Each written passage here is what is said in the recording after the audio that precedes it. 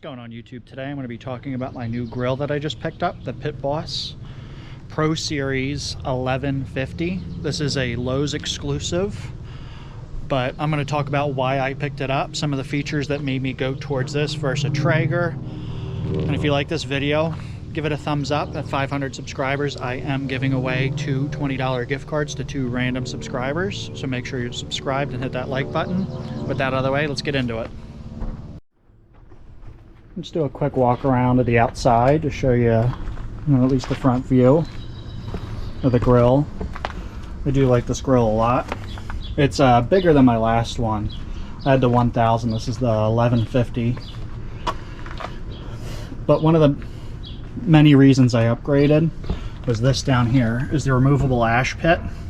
It goes up here and it just latched into place. It kind of like slides over. It's hard to take off with one hand and put back up, so figured I'd show that to you guys out. But that's a huge time savings right there, because you don't have to remove all your grates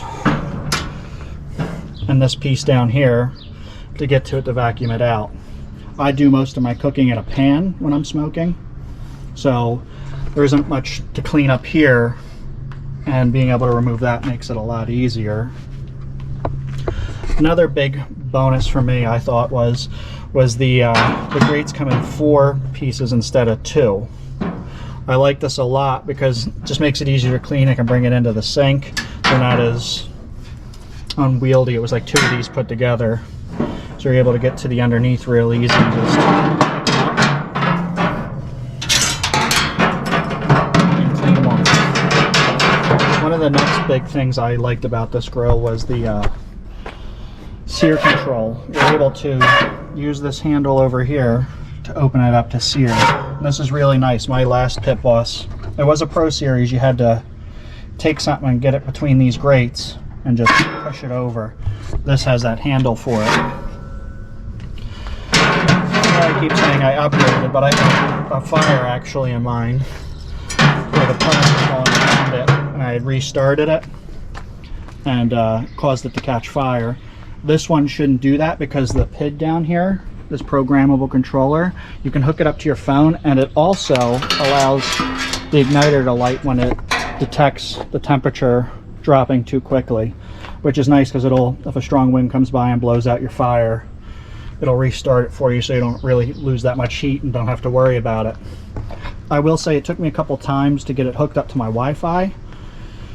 It's not the fact that it was hard, I just don't get good signal out here, and I have to have my garage door open to get better Wi-Fi signal when I'm grilling. Other than that, the app worked flawlessly. I thought it was a pretty well put together app.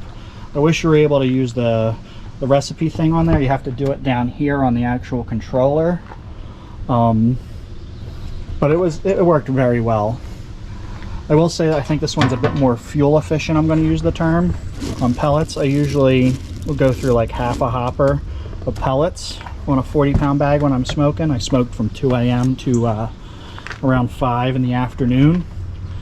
And that's all I had taken out. I don't know if it's just an optics thing with the different size, dimensions of the hopper, but it seems to be going through them pretty well. It could be the pellets too.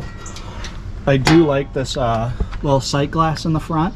That's really nice to be able to see your pellets. My last one didn't have that.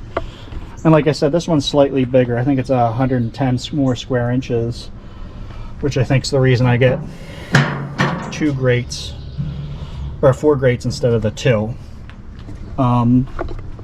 Yeah, I've only used it one time so far, but it seems like a very nice grill. The only gripe I really have with this grill is that it did not come with a thermometer up here.